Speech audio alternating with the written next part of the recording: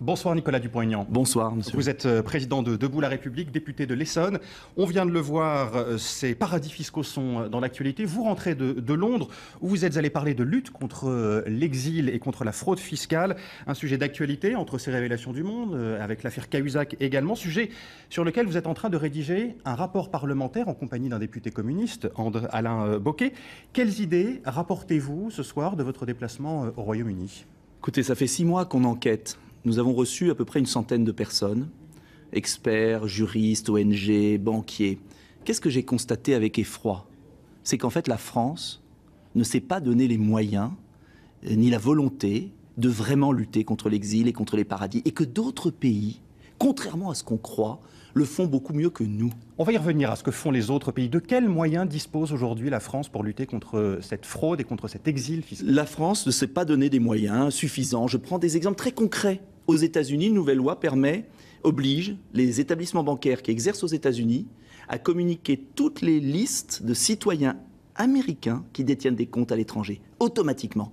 La France ne veut pas faire la même chose. L'Allemagne a acheté des listings pour mettre un coup de pied dans la fourmilière. Pas assez, mais elle l'a fait. La France s'y refuse. Aux États-Unis, vous avez des moyens d'espionnage possibles, d'infiltration, de sonorisation des lieux, comme en matière de terrorisme. En France, on ne l'a pas. Et pourquoi?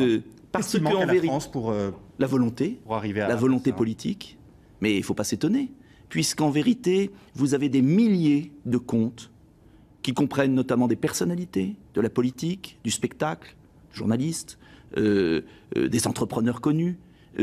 On a pris l'habitude en France d'être tolérant avec du vol. Car au moment où on est en train de tondre les Français, c'est du vol. Ce sont des gens qui volent et qui s'auto-protègent. Et ça fait 20 ans que ça dure. En fait, c'est banal. On considère qu'avoir un compte à l'étranger, c'est finalement quelque chose de tolérable. Et c'est insupportable. Et donc moi, ce que je dis, c'est qu'aujourd'hui, il ne s'agit pas de parler de crise de régime, d'y accuser les uns les autres. C'est de dire, chiche, est-ce que le gouvernement français est prêt, comme je le demande, à mettre en place ce que font les États-Unis, c'est-à-dire se procurer des listings? Il ne s'agit pas que de courage politique dans cette histoire, Nicolas Dupont-Aignan. Cette politique aurait aussi, vous l'avez dit, des conséquences sur de grandes entreprises françaises qui ont, certaines en tout cas d'entre elles, auraient des comptes à l'étranger. Est-ce que c'est une politique réellement applicable aujourd'hui compte tenu de l'économie telle qu'elle existe, l'économie mondialisée également?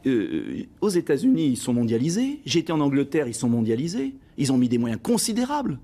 Donc, on peut être une économie dans le monde et faire respecter la loi. Est-ce que vous trouvez normal qu'une PME soit imposée à 33% quand les entreprises du CAC 40 sont imposées à 3% en réalité?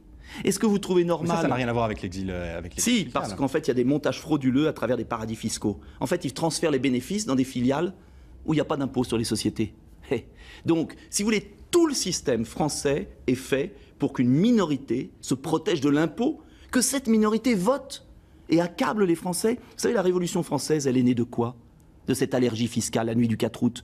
Donc moi je dis, si les Républicains ne font pas le ménage très vite, ne se donnent pas les moyens, et on peut les avoir, pourquoi des journaux les ont et pourquoi l'État ne les aurait pas? On nous prend pour des imbéciles. Si on ne se donne pas les moyens, M. Moscovici a qu'à acheter les listes. Il trouvera des banquiers qui leur vendront les listes. Et je peux vous dire que là, ça sera un tremblement de terre, mais sain. Parce que les Républicains doivent faire le ménage très vite. Au-delà de ce que vous avez sortira un jour. Au-delà de ce que vous avez vu aux États-Unis, en Allemagne, au Royaume-Uni, quels sont les moyens, les solutions que vous préconisez à l'heure où nous parlons ce soir? Automatique des comptes des citoyens français par les établissements bancaires, qu'ils soient étrangers ou français, sinon perte de licence d'exercice sur le territoire français. C'est ce qu'ont fait les États-Unis. Et c'est une mesure que commence à faire l'Angleterre et que nous pourrions faire avec nos amis allemands. Chiche! On parle tout le temps de l'Europe. On m'accuse de ne pas être européen. Soyons européens. Que les 2-3 grands pays d'Europe décident d'obtenir les listes, sinon d'interdire aux banques d'exercer sur leur territoire. C'est ce qu'ont fait les banques du Congrès américain. Et au début, ça paraissait impossible. Et ça a été fait. Si ce sont des banques suisses, les banques suisses, ça ne leur posera pas vraiment de problème. Aussi parce que les banques suisses, elles sont bien contentes d'aller chercher l'argent en France. Et quand Obama, de France en Suisse directement. Quand Obama a menacé les banques suisses de ne plus exercer aux États-Unis, elles ont cédé. Et si la France et l'Allemagne, main dans la main, décidaient souverainement de dire maintenant communication automatique, je peux vous dire que très vite cela marcherait. Sans parler des obtentions de listes qu'on peut avoir pour quelques millions d'euros. il faut que les Français sachent, c'est 60 milliards d'euros l'exil fiscal par an. On pourrait baisser les impôts aussi. Parce que pourquoi augmenter toujours les impôts alors même qu'il y a une base qui s'enfuit? Il faut baisser les impôts, il faut être raisonnable avec les entreprises, avec les particuliers, et il faut appliquer la loi. Mais je peux vous le dire, les noms vont sortir, il va y avoir des scandales malsains.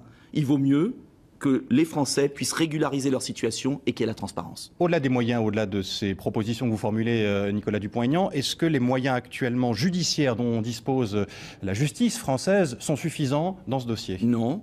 J'ai proposé de renforcer la loi Perben 2 là-dessus pour faire un délit d'escroquerie en bande organisée, c'est-à-dire de permettre des méthodes d'espionnage comme pour le terrorisme. J'ai proposé un truc très simple.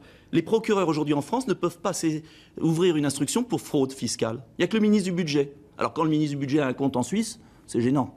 Il faut que les procureurs, qui voient des citoyens avec un train de vie curieux, puissent ouvrir une instruction pour fraude fiscale. Aujourd'hui, ils ne peuvent que pour blanchiment, ce qui est beaucoup plus compliqué. Il y a des mesures très simples. On a vu par exemple la Belgique, petit État, qui a réduit la fraude à la TVA considérablement. Ils ont divisé par 40 la fraude à la TVA. Parce qu'ils ont mis une task force, c'est-à-dire des groupes d'enquêteurs. Pourquoi la France ne met pas en place cette mesure? Mais moi, je vais vous dire, parce que les gouvernements ont peur de gêner des copains.